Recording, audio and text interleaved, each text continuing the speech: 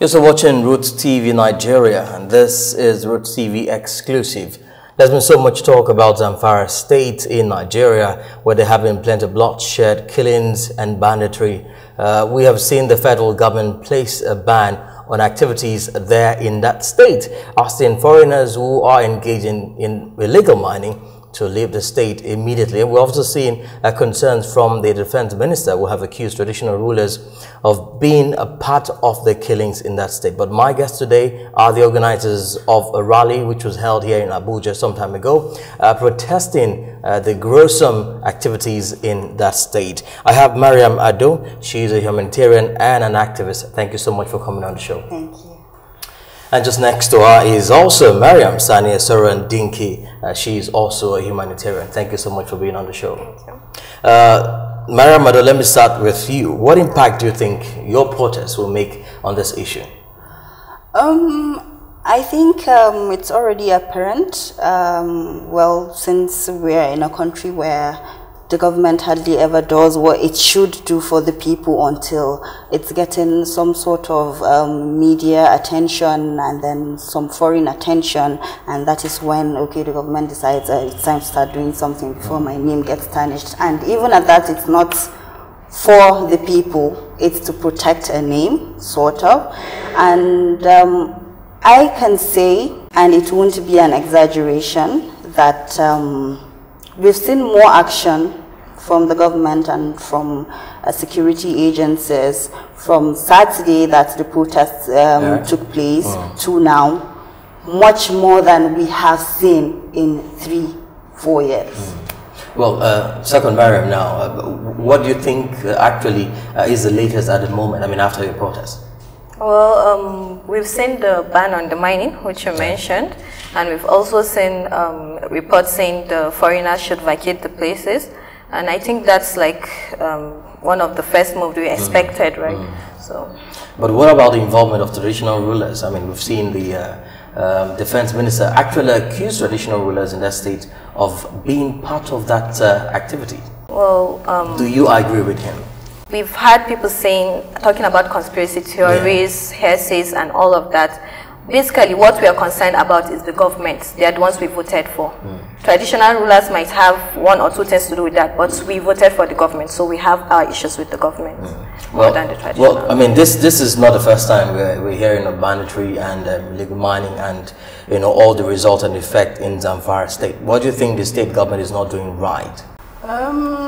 First, I think there's a very huge communication gap between the government and of Zamfara state and its citizens. For one, the popular name our governor is being called in Zamfara is part-time governor, or some people call him governor of Zamfara in Abuja. He spends 3-4 months away from the states, and there's no way you can lead a state being away from the state. I think that is one thing the governor has done wrong. He's not close to his people, so there is no way he can know the pains of his people, the struggles, what they go through. What don't you think, I mean, he gets information from his cabinet members about what issues people are going through there? Well, I don't want to call that a joke, but it certainly is a joke, because my people, I don't want to go on TV showing my people in the wrong light, but then it is what it is. A common feature of people around the high and mighty, especially in my own state, is they just want to appease the master. You don't come to say, Governor Yarikos. Even when it's glaring that something is wrong, I am not sure anybody goes to tell him, oh, you are doing something wrong and you need to change it and whatnot. So whether he gets those informations or not, I cannot see. Well, ma'am, do you think protests of this nature, I mean, which has gotten international concerns, should be held often to get government attention to do things to plight like this? Well, first of all, it's sad that we have to do it for government to react. They are supposed to be proactive than reactive. So if protesting and marching will get them to be reactive, then we'll do it more often. As we've said it, if we do not see things being done. If things are not being done and effective within the next 1 month or so, 2 weeks, we're going to march again. So you will hit the street again in the next couple of weeks? Yes, if we do not see any active... But have you passed your message across, aside the protest which was being on television? I mean, have you sent a message directly to the state government to stand up and do something on this? Sure, we have. A lot of times. Okay. It's difficult in that part of the country. Like, the moment you're trying to say, okay, this is what my government should be doing for me, I mean, you don't even have to ask for your life to be protected, for your properties to be protected, because that is the primary duty of anybody that practically begged to govern you. And that's but if the governor is actually not working, like I mean you're saying, don't you think the traditional rulers should pick up this role? I mean, they are close to the people. Well, traditional rulers may be closer to the people, but there's only so much they can do. Okay. I mean, for one, a traditional ruler doesn't have the power or the capacity to maybe send directives to the armed forces.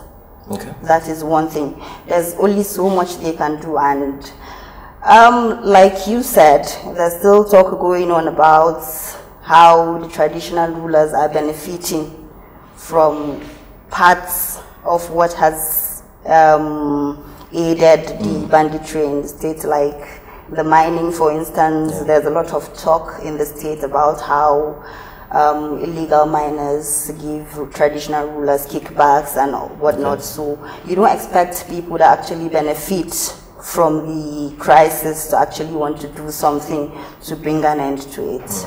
Well, let me ask you to put it this way. I would like you to take us through some of the incidences in Zamfara state. A lot of our international viewers, of course, may have been following, Zamfara, but can you just take us back into, I mean, what led to the protests and why you intend to carry out more rallies and protests if issues are not resolved? I would say the rot in the state has been eating in for a while now. Okay. I think for as long as I can remember, for as far back as 2011, that was when Governor Yari first came into office. I think he had this idea of going into dialogue with hoodlums or whatnot, okay, to sort of curtail their hooliganism and whatnot, and I think he went about it the wrong way. It sort of gave the so-called repentant hooligans some sort of power. He has openly said it that is not the root of the problem, so I cannot say that is the root of the problem. But you'd agree with me that when you come out and you just say, okay, I've erased all you have done wrong, and then you move forward without taking time to maybe put this repentant hoodlums through some sort of rehabilitation to be sure they deserve that chance you are giving them, and you're just setting them free to the streets and all of that. So I think towards around 2012, that was when we started seeing a bit of banditry a little bit, but it escalated around 2 years ago.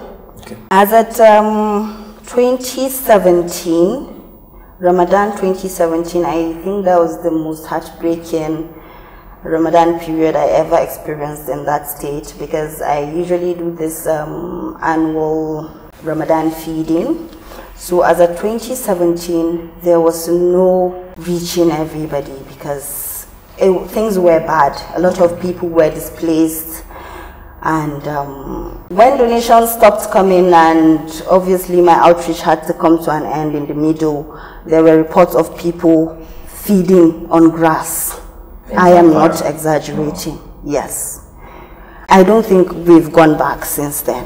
It has. Yeah. Let me hold you there before you start getting emotional about it. Miriam, do you think the service chiefs should go? Now that we've actually voiced out our concerns, if they are not able to do much about it, if they are not able to at least stop more than half of those killings and capture more than half of those involved, then in a same country, I think they should resign if they're not capable of handling the task, if they're not capable of doing what they should do. Madam, did you agree with her? I think if we are looking at what they would do after we have come out to say, okay, we've had enough of this and this is just the time he's realizing he needs to do something, then he should resign like yesterday. Because from the moment the killings went out of his capacity to curtail it, I think that was the moment it became out of his league, sort of. So, but are you ladies hopeful that this crisis will eventually come to an end? Is there hope in sight? Yes, that is why we did the march, because we believe with the march, with continuous concern, continuous voicing, it would eventually end, and of course with effort from the government, then we believe it would. If there is no hope, then why would we march? Why would we protest? Indeed. Well, we'll wait to see what happens if the Mariam's messages will eventually be hit to by the government of Zamfara state. Of course, we've seen some activity already by the federal government. Let's hope that in the coming days, Zamfara will become more peaceful and we can have a better say when next we gather like this. Thank you so much for coming. My guest, Mariam Ado, humanitarian and activist, and Mariam Sani Dinki, also a humanitarian. Thank you, ladies, for finding time to come on the show. Thank you for having us. All right, and that's it on Roots TV exclusive. Thank you for watching. I am Toby Moore, edit.